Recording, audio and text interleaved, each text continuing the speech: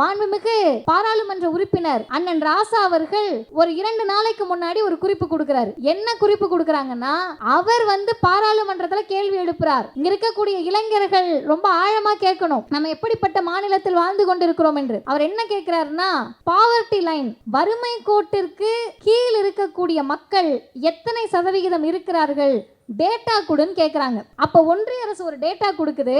அதில் மிகப்பெரிய இந்தியாவின் பெருமையாக மசூதியை இடித்து இங்கே நாங்கள் ராமர் கோவில் கட்டிவிட்டோம் என்று பெருமை பேசக்கூடிய உத்தரப்பிரதேசத்தினுடைய வறுமை கோட்டிற்கு கீழ் இருக்கக்கூடிய மக்களின் சதவிகிதம் ஏறக்குறைய 34%. அதற்கடுத்து பாத்தீங்கன்னா குஜராத்தினுடைய பெருமை என்பதே மதக்கலவரம் தான். குஜராத்தினுடைய பெருமை என்பதே இஸ்லாமியர்களை கொன்று குவிப்பதுதான். அந்த குஜராத்தினுடைய சதவிகிதம் எவ்வளவுன்னு கேட்டீங்கன்னா ஏறக்குறைய 24%. அப்படியே ஒவ்வொன்றாக சொல்லுகிற போது கேரளாவினுடைய சதவிகிதம் 11, தமிழ்நாட்டினுடைய சதவிகிதம் 12 என்று சொல்லுகிறார்கள்.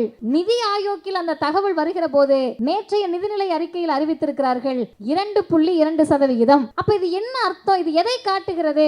இந்துக்கள் எல்லாம் ஒன்று கூடுங்கள் என்று சொல்லி உத்தரப்பிரதேசத்தை நாசமாக்கிய பிஜேபியும், மனிதர்களாக ஒன்று கூடுங்கள் என்று சொல்லி திராவிடத்தால் முன்னேறிய தமிழ்நாட்டையும் நம்மால் ஒருபோதும் ஒப்பிட்டு பார்க்க முடியாது. நம்முடைய முழக்கம் இங்க என்னவா இருக்கு? படிக்க வாங்கன்னு கூப்பிடுறோம். பிஜேபி யாருக்கான கட்சி? இந்துக்கள் கட்சி. ஏன் இந்துக்கள் கட்சி? பிரதமர் வரலன்னா அயோத்தியில ராமர் கோவில் வந்திருக்குமா? மோடி வரலன்னா ராமருக்கு இவ்வளவு பெரிய கோவில் வந்திருக்குமா? மோடி வரலன்னா பாலகன் ராமன், குழந்தை ராமன் இவ்வளவு நேரம் கால் நெடுக்க நிக்க கூடாதுன்னு சொல்லி கொஞ்ச நேரம் கோவிலை பூட்டி வச்சிருக்க முடியுமா? இவ்வளவு பேசுறோம். உண்மையாகவே மகிழ்ச்சி. எங்களுக்கு மகிழ்ச்சி இல்லை. நாங்க சாமி கும்பிட போறதில்லை. எங்கள் அம்மாக்கள்லாம் இருக்காங்க, அக்கா இருக்காங்க, தங்கச்சி இருக்காங்க, தம்பிங்க இருக்காங்க, அப்பா அண்ணெல்லாம் இருக்கீங்க. நீங்கள் போய் தாராளமாக ராமர் கோவிலுக்கு போகலாம். கொஞ்சம் கோவிலுக்கு போகிறதுக்கு முன்னாடி ஒரே ஒரு நிமிஷம் ஒரு விஷயத்தை யோசிங்க. அவ்வளோ பெரிய ராமர் கோவில் கட்டப்பட்டதில்ல, அந்த ராமர் கோவிலை கட்டி திறந்துட்டாங்கல்ல, அதோடைய அரசியலாம் நம்ம பேச வேண்டாம். இவ்வளோ பெரிய ராமர் கோவிலை கட்ட முடிந்தவர்கள் மோடியினுடைய ஆட்சியில் இந்து பிள்ளைகள், கிறிஸ்தவ பிள்ளைகளை விட்டுருங்க, இஸ்லாமிய பிள்ளைகளை விட்டுருங்க, எங்களை மாதிரி இருக்க நாத்திகர்களை விட்டுருங்க, உங்களை போன்ற இந்து பிள்ளைகள் படிப்பதற்காக எத்தனை கல்லூரி வளாகங்களை, எத்தனை பள்ளி வளாகங்களை, எத்தனை நூலகங்களை திறந்திருக்கிறார்கள். திறக்க மாட்டாங்க. ஏன் திறக்க மாட்டாங்க? படிச்சாதான் அறிவு வந்துருமே. அறிவு வந்தாதான் மோடியை கேள்வி கேட்போமே. திறக்க மாட்டாங்க. இன்னொன்னு, இவ்வளவு பெரிய ராமர் கோவிலை திறந்தவர்கள், அந்த ராமர் கோவிலில் யார் உண்மையா இருக்கணும்? எல்லாருக்கும் தானே கடவுள் ராமர். யார் அந்த கோவிலுக்குள்ள போகணும்? பிசி, எம்பிசி, எஸ்சி, எஸ்டி தானே உண்மையா பார்த்தா போகணும். நம்ம தானே பெரும்பான்மை மக்கள். நம்பிக்கை இருக்க நீங்க தானே பெரும்பான்மை மக்கள். உங்க வீட்டுல இருக்கக்கூடிய பக்கத்துல இருக்க கருப்பணசாமியை நீங்க தானே கும்பிடுவீங்க. உங்க வீட்டுக்கு பக்கத்துல இருக்க மாரியம்மன் உங்களுக்கு தானே மாரியம்மன். இதெல்லாம் உங்களுக்கானது. ஆனால் ராமர் கோவில் திறப்பு விழாவில் கார்ப்பரேட் முதலாளிகளுக்கு அழைப்பு விடப்பட்டது. சாமியார்களுக்கு என்று சொல்லக்கூடிய பார்ப்பன அழைப்பு விடப்பட்டது. சங்கராச்சாரியார்களுக்கு அழைப்பு விடுக்கப்பட்டது. பட்டியலின, பழங்குடியின, பிற்படுத்தப்பட்ட, மிகவும் பிற்படுத்தப்பட்ட மக்கள் வீட்ல இருந்து டிவியில பார்த்து ஜெய் ஸ்ரீராம் சொல்லுங்க, மறந்தும் கூட ராமர் கோவிலுக்கு வந்துடாதீங்கன்ட்டாங்க. ஏங்க நாங்க வரக்கூடாது? எங்களெல்லாம் வச்சுதானே நீ மசூதியை இடிச்ச? எங்க ஆளுகளை கூட்டிட்டு போய் தானே மசூதியை இடிச்ச? பாப்பா வீட்டு பிள்ளைகளா வந்து மசூதியை இடிச்சாங்க. இடிச்சதெல்லாம் பிசி, எம்பிசி, எஸ்சி, எஸ்டி தானே. இடிச்ச நாங்களே கோவிலுக்குள்ள வரலன்னு நீங்க கேள்வி கேட்க வேண்டாம். அந்த கேள்வியை விட்டுருங்க. நான் கேட்கிற 3 கேள்வியை மட்டும் வீட்டுக்கு போய் கேளுங்க, உங்க மனசுக்குள்ள கேட்டுக்குங்க. முதல் கேள்வி, இந்த பிஜேபி அரசு வந்து ஆட்சி புரிந்த இந்த 10 ஆண்டுகளில் எத்தனை சாதனைகளை தமிழ்நாட்டிற்காக செய்திருக்கிறது? வேண்டாம், தமிழ்நாட்டுக்கு செய்ய வேண்டாம். இந்தியாவுக்கு என்ன செய்திருக்கிறது? பழசு 2014, 15 விட்டுருங்க. 2023 நினைத்து பார்க்க முடியாத அளவிற்கு மணிப்பூரிலே 2 பெண்களை பாலியல் வன்கொடுமை செய்து நடு தெருவுல தரன்னு இழுத்துட்டு வராங்கன்னா, சைதாப்பேட்டையில ஒரு கடை இருக்கு, முடிவெற்ற கடை. அந்த முடிவெற்ற கடையில ஒரு மணிப்பூரை சார்ந்த ஒரு பெண் வேலை செய்கிறார். நீங்க இப்ப போய் பாத்தீங்கன்னாலும் இந்த தெருமுக்குள்ள அந்த கடை இருக்கும். அந்த அக்கா கிட்ட போய் பேசிக்கிட்டு இருக்கப்ப அவங்க சொல்றாங்க, முடிவெட்டுறதுக்குள்ள 3 முறை போன் வருது. நான் சொல்றேன், அவசரம்னா பேசுங்கன்னா, இல்ல அப்பா போன் பண்றாங்க, அப்பா மணிப்பூர்ல இருக்காங்க, உயிருக்கு பயந்துகிட்டு இருக்காங்க, அதனால போன் வரப்பெல்லாம் பயமா இருக்குன்னு அவங்க ஆங்கிலத்துல சொல்றாங்க. இப்ப நான் அவங்க கிட்ட கேட்டேன், உங்களை ஆளக்கூடிய அந்த மாநில அரசு உங்களுக்காக ஏதாவது செஞ்சுச்சா?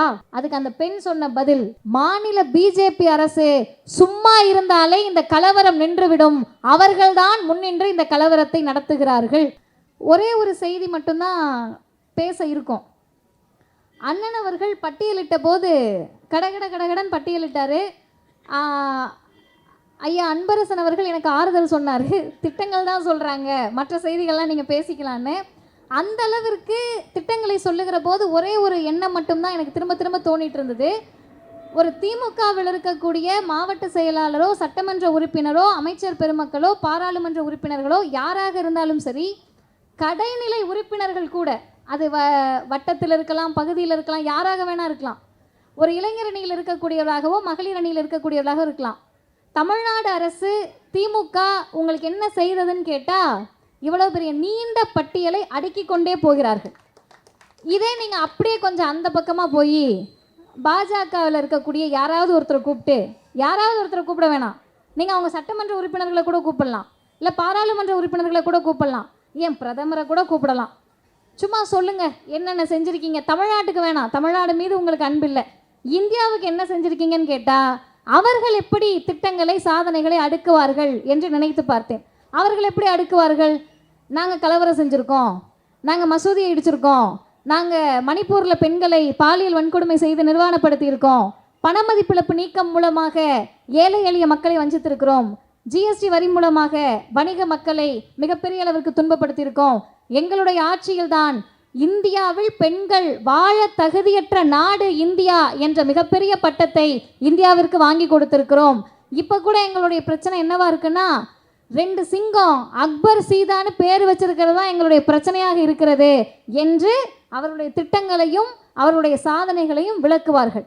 அப்போ இங்கு வந்திருக்கக்கூடிய இளைஞர்கள் இந்த கூட்டத்தின் மூலமாக தெரிந்து கொள்ள வேண்டிய செய்தி, நாம் எந்த பக்கம் நிற்கிறோம், யாரோடு நிற்கிறோம், எதற்காக இந்த கூட்டத்திற்கு வந்திருக்கோம்.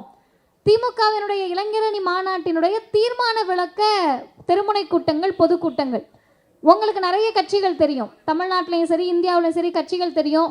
இப்போ போர் அடிக்குது, பட வாய்ப்பு குறையுதுன்னு சொன்னால் கட்சி ஆரம்பிக்கக்கூடிய அளவிற்கு கட்சிகள் இருக்கிறது. அப்படியெல்லாம் கட்சி இருக்கிறப்ப திமுக அப்படின்றத பற்றி ஏன் நம்ம பெருசாக பேசணும்? ஒரு இளைஞரணி மாநாடு நடக்குது, அந்த மாநாட்டில் ஏதோ தீர்மானம் போட்டுட்டு போகிறாங்க, அதை விளக்கி பேச வேண்டிய தேவை என்ன இருக்கிறது? என்ன தேவை இருக்கிறதுனா, எத்தனையோ கட்சிகள் இந்தியாவில் இருக்கிறது, ஆனால் மிக உறுதியாக மிக தைரியமாக நாங்கள் பாசிசத்தை எதிர்க்கிறோம், எதிர்த்தே தீர்வோம் என்று தீர்மானத்தில் வெளிப்படையாக போட்ட இயக்கம் திராவிட முன்னேற்ற கழகமாக இருக்கிறது.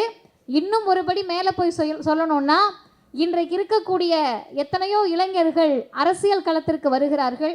வரக்கூடிய இளைஞர்களை உங்களுக்கு நாங்கள் அதை செய்கிறோம் இதை செய்கிறோன்னு கூப்பிடுறது ஈஸி. ஆனால் ஒருவர் சொல்லுகிறார், நீங்கள் இந்த இடத்திலிருந்து பதவியை எடுத்து செல்ல வேண்டுமென்றோ பணத்தை எடுத்து செல்ல வேண்டுமென்றோ நினைக்காதீர்கள், கொள்கையை சித்தாந்தத்தை எடுத்து செல்லுங்கள் என்று மாண்புமிகு திராவிட முன்னேற்ற கழக இளைஞரணி செயலாளர் அண்ணன் உதயநிதி அவர்கள் கொள்கை விளக்க பிரச்சார கூட்டங்களை தமிழ்நாடு முழுவதும் நடத்த வேண்டும் என்று சொல்லுகிறார்கள். என்ன காரணம்? மிகப்பெரிய நெருக்கடியில் தமிழ்நாடு மட்டுமல்ல ஒட்டுமொத்த இந்தியாவும் இருக்கிறது. யாருக்கு நெருக்கடி? இங்கே உட்கார்ந்திருக்கக்கூடிய தாய்மார்களுக்கு நெருக்கடி இருக்கிறது. இங்கே உட்கார்ந்திருக்கக்கூடிய இளைஞர்களுக்கு மிகப்பெரிய ஆபத்து காத்து கொண்டிருக்கிறது. இங்கு பேசி கொண்டிருக்கக்கூடிய எங்களை போன்ற பெண்களுக்கு மிகப்பெரிய ஆபத்து இந்தியாவில் இருக்கிறது. அமர்ந்து கேட்டு கொண்டிருக்கக்கூடியவர்களுக்கோ அல்லது சின்ன சின்ன கடை வச்சிருக்கவங்களுக்கோ தினக்கூலிகளுக்கோ விவசாய பெருங்குடி மக்களுக்கோ மிகப்பெரிய ஆபத்தை இன்றைக்கு ஆளக்கூடிய ஒன்றிய அரசு கொண்டு வந்து கொண்டே இருக்கிறது. நமக்கு அதை பற்றி தெரியாது. தமிழ்நாட்டில் காலையில் எழுந்திருக்கிறோம், ஒரு மாதம் ஃபுல்லாக முடியுது, மாதம் முடிஞ்ச உடனே மாதத்தின் முதல் தேதி கலைஞர் உரிமை தொகை மகளிருக்கு வந்துடுது. மாதமான 1000 ரூபாய் நம்மளுடைய வீட்டு பெண் பிள்ளைகளுக்கு புதுமை பெண் திட்டம் வந்துடுது, 2000 ரூபாய் ஆச்சு. கட்டணமில்லா பேருந்து, கட்டணம் இல்லாமல் போயிட்டு வரதுனால அதில் ஒரு 1000 ரூபாய் மிச்சமாயிடுச்சு. 3000 ரூபாய் மட்டும்தான் மிச்சமாகுதான்னு கேட்டால் இனிமேல் அது கிடையாது. உங்கள் வீட்டில் மகன் இருந்தால் அவருக்கு ஒரு 1000 ரூபான்னு ஏறத்தாழ நமக்கே தெரியாமல் மாதம் 4000 ரூபாயை தமிழ்நாட்டில் இருக்கக்கூடிய குடும்பங்கள் சம்பாதித்து கொண்டிருக்கிறது. அப்போ நமக்கு என்ன பிரச்சனை தெரியும்னா, இவங்க என்ன திமுக செஞ்சுட்டுதுன்றாங்க, அது இன்னைக்கு ரொம்ப ஃபேஷன் ஆயிடுச்சு. ஏன் வேற யாரும் செய்ய மாட்டாங்களா? நிதிநிலை அறிக்கையை பற்றி சொல்கிறாங்களே, ஒரு அரசனுடைய கடமை இல்லையா இதை செய்கிறது? இதை ஏன் பெருமையாக பேசுகிறாங்கன்னு மக்கள் நினைக்கலாம். ஏன் பெருமையாக பேசுகிறோன்னா, இதற்கு முன்னால் ஆட்சி புரிந்த அதிமுக அல்லது இப்போது வட மாநிலங்களை ஆட்சி புரியக்கூடிய பாஜக அல்லது வேறு மாநில கட்சிகள், ஏதாவது ஒரு கட்சியை நீங்கள் கை காட்டி, ஏதாவது ஒரு மாநில அரசை கை காட்டி தமிழ்நாடு அரசை விட அவர்களுடைய மக்களுக்காக செய்கிறார்கள் என்று காட்டிவிட்டால் இந்த பெருமையை பேசுவதை நாங்கள் நிறுத்தி விடுகிறோம் என்று சொல்லக்கூடிய அளவிற்கு நாள்தோறும் நமக்கான திட்டத்தை தமிழ்நாடு அரசு செய்து வருகிறது. ஏன் செய்யணும்? ஏன் இதுக்கு முன்னாடி இருந்தவங்களும் செஞ்சிருக்கலாம்ல? ஏன் அவர்களுக்கு செய்ய மனம் வராததை எல்லாம் இவர்கள் செய்கிறார்கள்? நேற்றைக்கு வந்த நிதிநிலை அறிக்கையில் ஏராளமான விஷயங்களை சொன்னாங்க.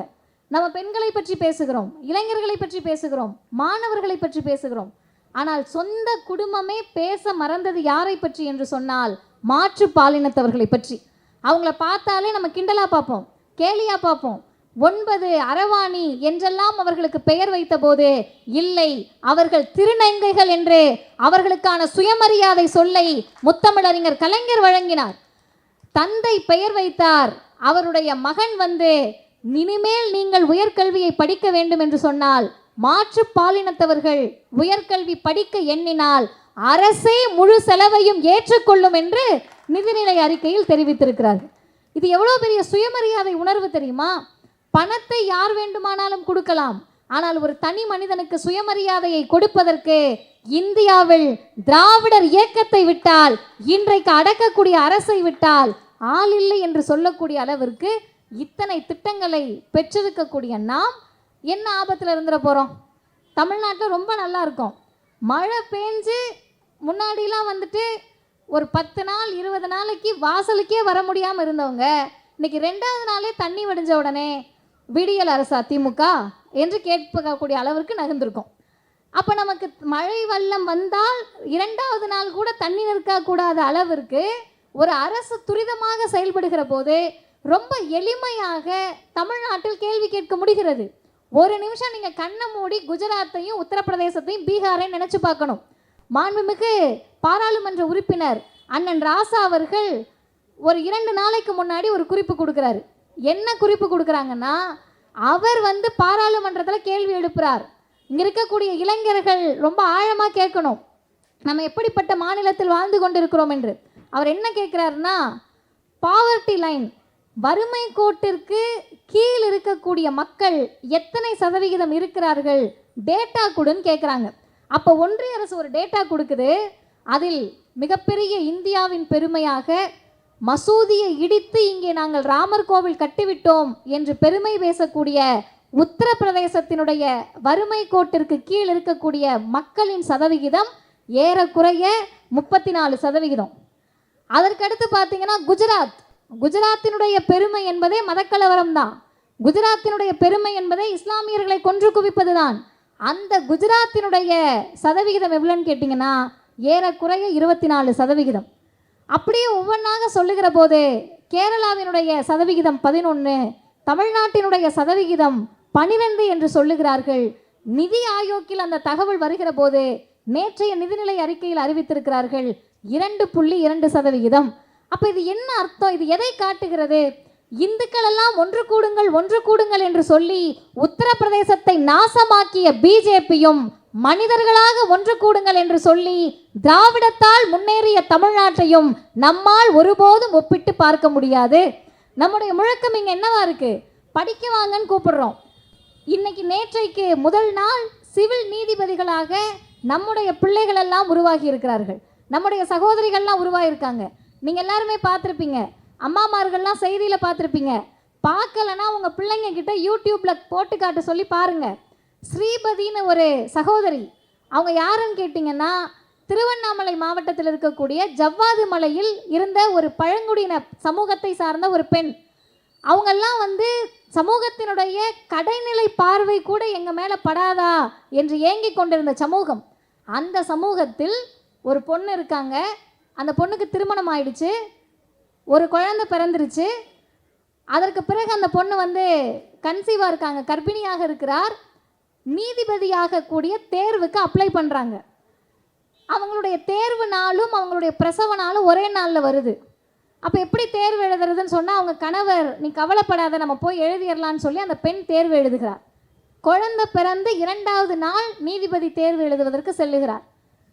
சென்ற அந்த பெண் ஒரு பழங்குடியின சமூகத்தை சார்ந்த கடைகோடி கிராமத்தில் பேருந்து வசதி கூட சரிவர செய்யாத ஒரு கிராமத்திலிருந்து வந்த ஒரு பெண் இன்றைக்கு தமிழ்நாட்டினுடைய சிவில் நீதிபதியாக உயர்ந்து நிற்கிறார் என்று சொன்னால் அதை தான் இந்த திராவிடம் சாதித்தது.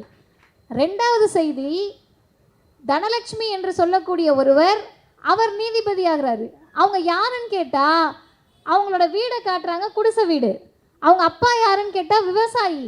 என்னுடைய அப்பா விவசாயி, மகளாகிய நான் தமிழ்நாட்டினுடைய சிவில் நீதிபதியாக உயர்ந்திருக்கிறேன்.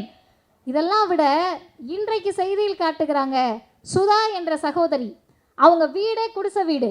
டிவியில் போய் கவர் பண்ண போகிறாங்க, குடிசைக்கு கீழ்தான் அவருடைய தந்தையும் தாயும் நிற்கிறார். இனிமேல் குடிசையில் இருந்தவர்கள் நீதிமன்றத்திலே நீதிபதியினுடைய அப்பா அம்மா நாங்கள் என்று சொல்லக்கூடிய இடத்திற்கு திராவிடமும் தமிழ்நாடும் குடிசையில் இருந்தவர்களை எல்லாம் கோபுரம் ஏற்றி அழகு பார்த்த மாநிலம் தமிழ்நாடு. இயக்கம் திராவிடர் இயக்கம். சரி, இப்போ நீங்கள் கேட்கணும், இவங்கெல்லாம் சிவில் நீதிபதியானா படித்து தானே பாஸ் பண்ணாங்க, நீங்களா போய் பரீட்சை எழுதி கொடுத்தீங்க, அப்புறம் எதுக்கு இதெல்லாம் உங்கள் பேரில் எழுதிக்கிறீங்க? இதான வாட்ஸ்அப்பில் வரும். இதுக்கு எப்படி திமுக காரணம், இதுக்கு எப்படி திராவிடம் காரணம்?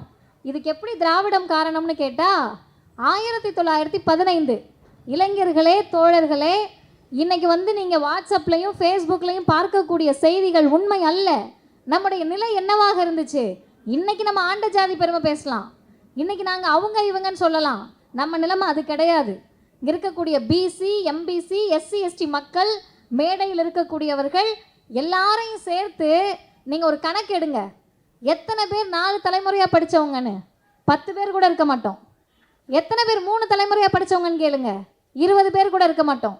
எத்தனை பேர் முதல் தலைமுறையாக படித்து கொண்டிருக்கிறோம் என்று கேட்டால் அனைவருமே கை தூக்குவோம். அதை தான் இந்த திராவிடம் சாதித்தது. அப்போ என்ன பண்ணுறாங்கன்னா, 1915 ஒரு சர்வே எடுக்கிறாங்க. அந்த சர்வேல நீதித்துறையில் மொத்தம் 1015 பார்ப்பனர் சமூகம் இருக்கிறார்கள். உச்சி குடிமைகள் எல்லாம் 1015 சீட்ஸ். இப்போ நாங்கள் எங்கேயா இருக்கோம்னு கேட்டால், பார்ப்பனர் அல்லாத பிற்படுத்தப்பட்ட, மிகவும் பிற்படுத்தப்பட்ட பட்டியலின மக்கள் அனைவரும் சேர்த்து 35 பேர் இருந்திருக்கோம்.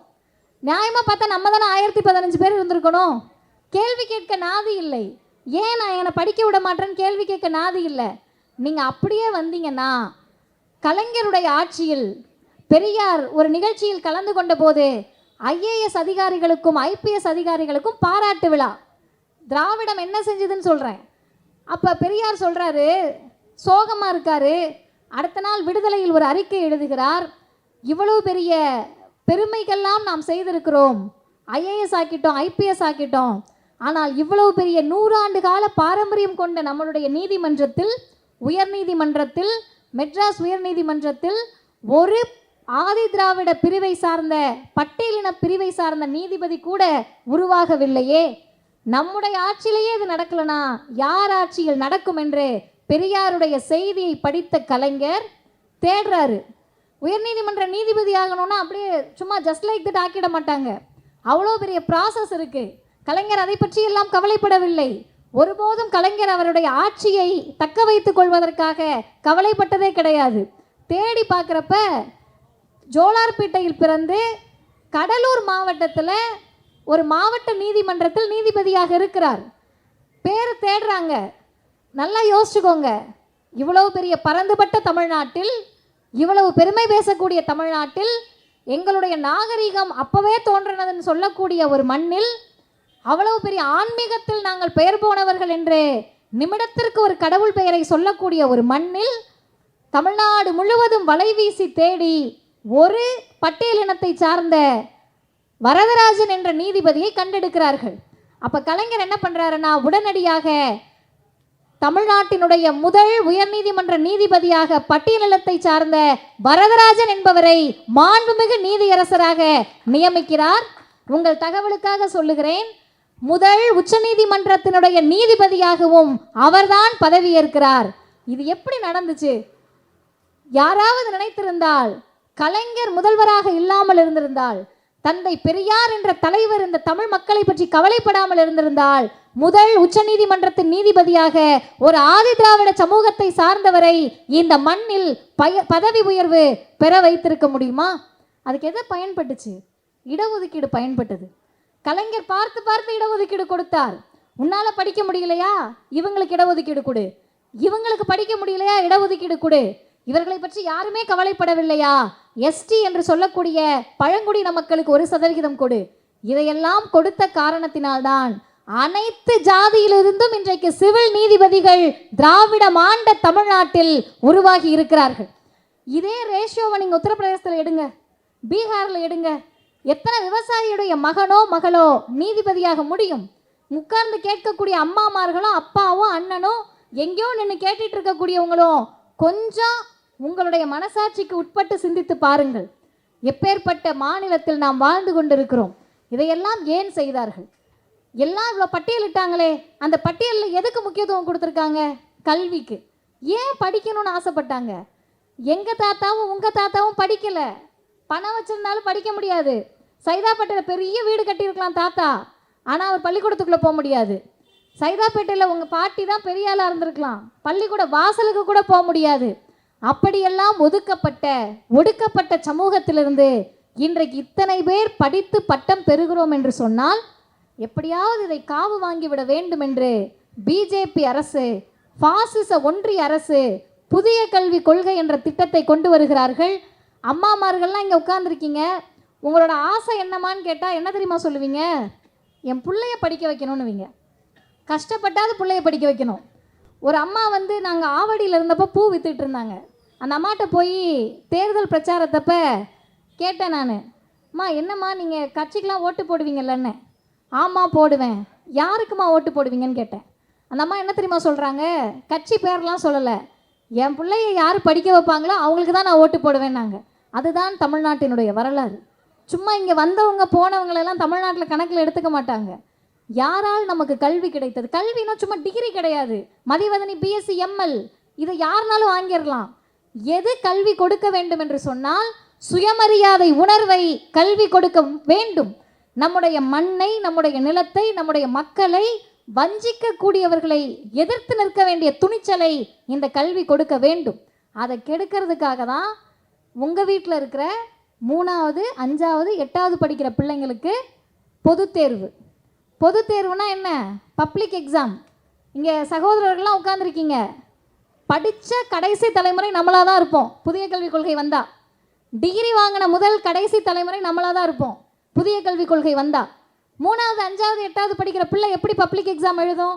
சரி, ஃபெயில் ஆகிட்டா என்னையா பண்ணுவேன்னு கேட்டால், அவர்களுக்கு மரம் ஏற கற்றுக் கொடுப்போம், மலை ஏற கற்றுக் கொடுப்போம், மண்பாண்டம் செய்ய கற்றுக் கொடுப்போம்.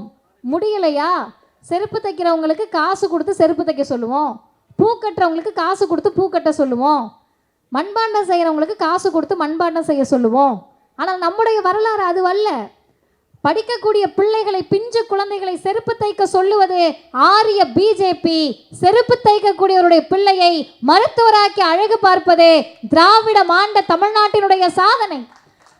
இன்னைக்கு காலை உணவு திட்டம்னா உண்மையாகவே சொல்கிறேன், நமக்கு அது பெருசாகவே தெரியாது. ரொம்ப சாதாரணமாக மூலையில் உட்காந்து சொல்லுவோம், சோறு போடுறாங்களாம் அப்படின்னு. அது சோறா? அது வெறும் ஏதோ கொடுக்கக்கூடிய பொங்கலும் உப்புமாவும் கிச்சடியும் இட்லியுமா? கிடையாது. இங்கே இருக்கக்கூடிய சாப்பாடுன்றதே எளிய மக்களுக்கு கிடைக்காத உணவு. அப்பா அம்மா கூலி வேலை பார்த்துக்கிட்டு இருந்தாங்கன்னா காலையில் சாப்பாடு இருக்காது, ஒரே வேலை மதியத்துக்கு செஞ்சு கொடுத்து விட்ருவாங்க. அப்பாவும் அம்மாவும் கஞ்சியோ கூலையோ குடிச்சிட்டு கிளம்பிடுவாங்க.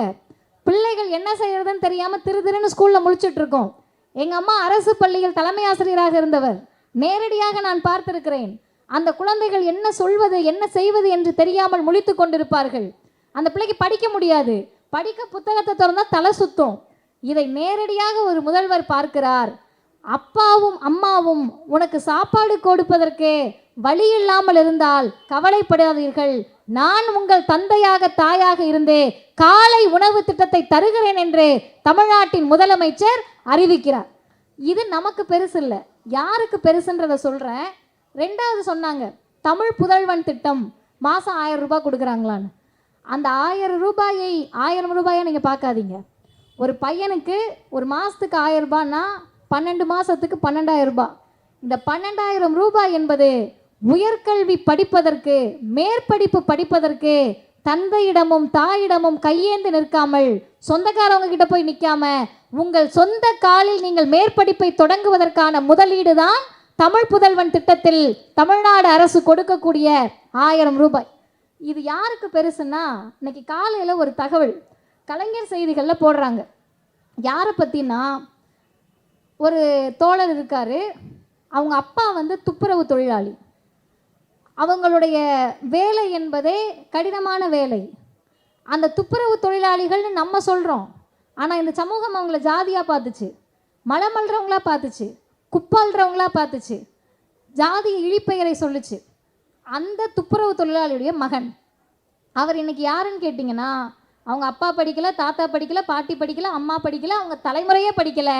அவர் இன்றைக்கு யார் என்று கேட்டால், நுண்ணறிவு ஏஐ, பிரதமர் பாட்டு பாடுற மாதிரி டெய்லி பார்க்குறோம்ல, அது அந்த நவீன தொழில்நுட்பத்துடைய பேர் AI, artificial intelligence and robotics பிரிவினுடைய அந்த தொழில் நிறுவனத்தின் சிஇஓவாக உயர்ந்திருக்கக்கூடிய கென்னித் ராஜ் என்பவர் இன்றைக்கு ஒரு பதிவு போடுறாரு.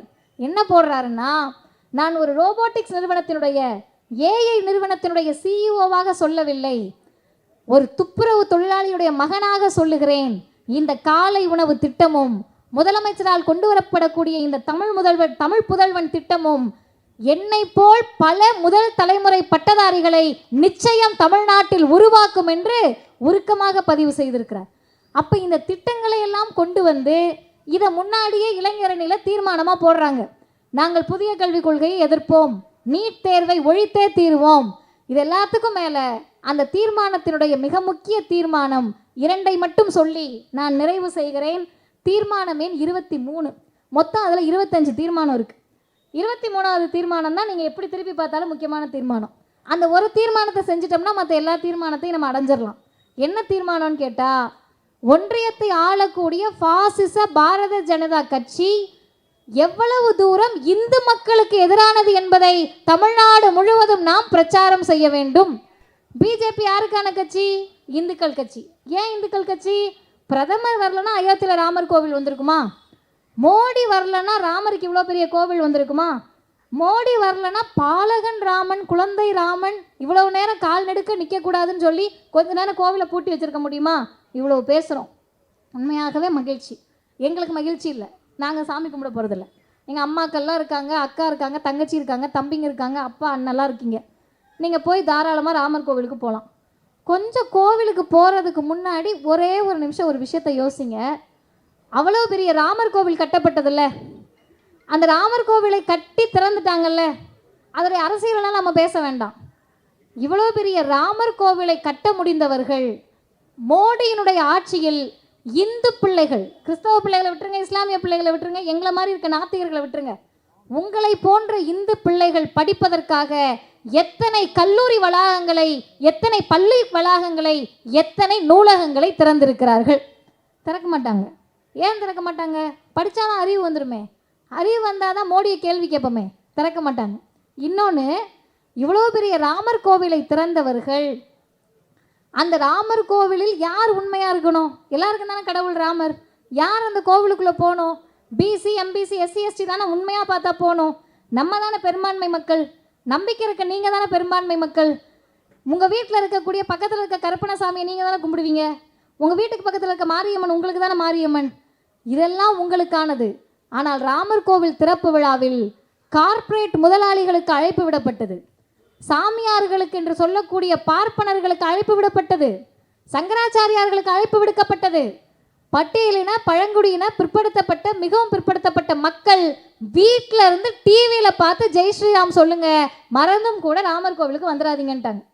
ஏங்க நாங்கள் வரக்கூடாது? எங்களெல்லாம் வச்சு தானே நீ மசூதியை இடிச்ச, எங்கள் ஆளுங்களை கூட்டிகிட்டு போய் தானே மசூதியை இடிச்ச. பாப்பா வீட்டு பிள்ளைகளாக வந்து மசூதியை இடித்தாங்க. இடித்ததெல்லாம் பிசி, எம்பிசி, எஸ்சி, எஸ்டி தானே. இடித்த நாங்களே கோவிலுக்குள்ளே வரலன்னு நீங்கள் கேள்வி கேட்க வேண்டாம். அந்த கேள்வியை விட்டுருங்க. நான் கேட்குற 3 கேள்வியை மட்டும் வீட்டுக்கு போய் கேளுங்க, உங்கள் மனசுக்குள்ளே கேட்டுக்குங்க.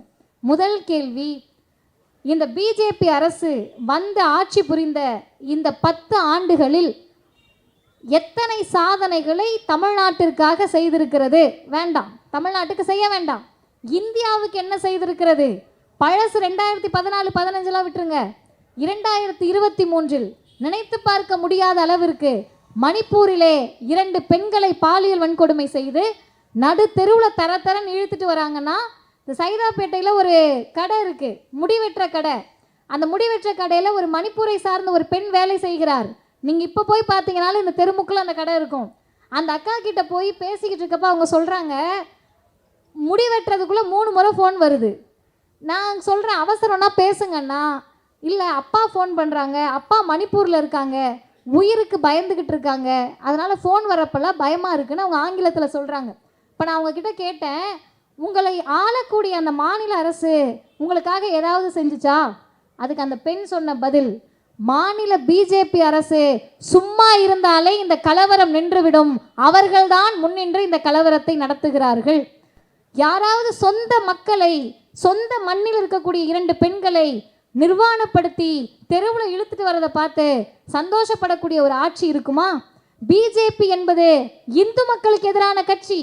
அங்கே பாலியல் வன்கொடுமை செய்யப்பட்டதில் நம்ம பிள்ளைங்க இல்லையா? சரி, அந்த கதையை விட்டுருவோம், மணிப்பூர் தானேன்னு சொல்லி. தமிழ்நாட்டில் எத்தனை பெண் பிள்ளைகளுடைய கல்வியை நாசமாக்கி 20க்கும் மேற்பட்ட பிள்ளைகளை காவு வாங்கிய நீட் நுழைவுத் தேர்வு. பெரும்பான்மை இந்துக்கள் தானே நீட் நுழைவுத் தேர்வு எழுதுறாங்க. பெரும்பான்மை இந்துக்கள் வீட்டு பிள்ளைங்க தானே டாக்டர் ஆகணும்னு நினைக்குது. அப்போ இந்த நீட் நுழைவுத் தேர்வு கிறிஸ்தவர்களுக்கும் இஸ்லாமியர்களுக்கும் கொடுக்கக்கூடிய பாதிப்பை விட இந்துக்களுக்கு கொடுக்கக்கூடிய பாதிப்பு தான் அதிகம். இன்னொன்று சொல்லுங்க, கலவரத்துக்கு வான்னு கூப்பிடுறாங்கல்ல, கூழ் ஊத்தவா, ஒரு கோவில் வச்சிருக்கிறோம், நீங்கள் எல்லாம் வாங்கன்னு சொல்கிறாங்கல்ல. கூழ் குடிப்பதற்கு அவர்கள் அனைவரும் வருகிறார்கள். ஆனால் அந்த கோவிலை கட்டுவதற்கு நம்ம தானே காசு கொடுக்குறோம், நம்ம பணம் தானே செலவாகுது. ஆனால் அந்த கோவிலை கட்டி முடித்த பிறகு நீங்கள் எல்லாம் உழைக்க வேண்டும் என்று சொன்னால், வேலைக்கு போகணும்னு சொன்னால், இளைஞர்கள் வேலையின்றி தவிக்கிறார்கள் என்று பிரதமர்கிட்ட கேட்டால் பக்கோடா போட சொல்கிறார். உங்கள் வீட்டில் இளைஞர்கள் இருப்பாங்கல்ல, இன்றைக்கு இளைஞர்கள் மது போதைக்கு அடிமையாகி இருக்கக்கூடிய சூழலை நம்ம பார்க்குறோம். ஏன்பா தண்ணி அடிக்கிறேன்னு கேட்டால் வேலை இல்லைன்றாங்க. ஏன்பா ரம்மி விளையாடிட்டு இருக்கேன்னு கேட்டால் ஆளுநரே ரம்மி தானே விளையாடிட்டு இருக்காரு, நாங்கள் விளையாடக்கூடாதான்னு கேட்குறாங்க. அப்போ வேலை வாய்ப்பு இல்லைன்னு ஒரு பிரதமர் கிட்ட கேட்டால் உங்கள் வீட்டு பிள்ளைகளை, இளைஞர்களை நினச்சி பாருங்க. இந்துக்கள் வீட்டில் தானே வேலை இல்லாமல் இருக்காங்க. வருஷத்துக்கு 2 கோடி பேருக்கு வேலை கொடுப்பேன்னாரு பிரதமர். 2 பேர்த்துக்கு கூட கொடுக்கல, 200 பேருக்கு கூட கொடுக்கல. அப்போ இதையெல்லாம் நினைத்து பார்த்து யார் இந்துக்களுக்காக இருக்கிறார்கள்? காலை உணவு திட்டம் என்பது இந்துக்களுக்கானது. தமிழ் புதல்வன் திட்டம் என்பது பெரும்பான்மை இந்துக்களுக்கானது. மகளிர் உரிமை தொகை என்பது பெரும்பான்மை இந்துக்களுக்கானது. மாற்று பாலினத்தவருக்கு கல்வி கட்டணம் இலவசம் என்று சொன்னால் அது பெரும்பான்மை இந்துக்களுக்கானது. இங்கு இருக்கக்கூடிய விவசாயிகளை துன்புறுத்தி டெல்லியில் சாகடித்து கொண்டிருக்கிறார்கள். வேளாண் துறைக்கென்று தனி பட்ஜெட்டை தமிழ்நாடு அரசு தாக்கல் செய்கிறது என்றால் அது பெரும்பான்மை இந்துக்களுக்கானது. அப்ப இந்துக்கள் வீட்டு பிள்ளைகள் படிக்கணும், வேலைக்கு போகணும், உருப்படணும், சுயமரியாதையோடு இருக்கணும், பகுத்தறிவோடு இருக்க வேண்டும் என்று திராவிட முன்னேற்ற கழகத்தின் 2வது இளைஞரணி மாநாடு தீர்மானம் சொல்லுகிறது. அதையே நிதிநிலை அறிக்கையும் சொல்லுகிறது. இது 2ம் செயல்பட வேண்டும் என்று சொன்னால், இது அனைத்தும் செயல்பட வேண்டும் என்று சொன்னால், வருகின்ற 2024 நாடாளுமன்ற தேர்தலில் வாக்களிப்பதற்கு முன்னால் பெரும்பான்மை இந்துக்கள் நினைக்க வேண்டிய ஒரே செய்தி, கோவிலை கட்ட வேண்டுமா அல்லது பள்ளிக்கூடத்தை கட்டி உங்கள் பிள்ளைகளை படிக்க வைக்க வேண்டுமா? கலவரத்துக்கு உங்கள் பிள்ளைகளை அழைக்க வேண்டுமா அல்லது கல்விக்கூடத்திற்கு அழைக்க வேண்டுமா? உங்கள் பிள்ளைகளை வெட்டுக்குத்து சண்டைக்கு அழைக்க வேண்டுமா அல்லது சுயமரியாதையோடு வாழ்வதற்கு நூலகங்களை கட்ட வேண்டுமா? உங்களை வறுமையின் பிடியில் தள்ளி சாகடிக்க வேண்டுமா அல்லது மருத்துவ கட்டிடங்களை கட்ட வேண்டுமா? இது அனைத்தையும் சாதிக்க வேண்டும் என்று சொன்னால் திராவிட முன்னேற்ற கழக அரசு, தமிழ்நாட்டின் திராவிட இயக்கம் கைகாட்டக்கூடிய இந்தியா கூட்டணி வெற்றி பெற்றால்தான் மனிதர்களாக நாம் வாழ வேண்டும். வாழ்வா சாவா போராட்டம் என்ற 2024 நாடாளுமன்ற தேர்தலில் இந்தியா கூட்டணியை வெற்றியடைய செய்வதுதான் திராவிட முன்னேற்ற கழகத்தினுடைய 2வது இளைஞரணி மாநாட்டின் 25வது முக்கியமான தீர்மானம். அதை செயல்படுத்துவோம். வாய்ப்புக்கு நன்றி, வணக்கம்.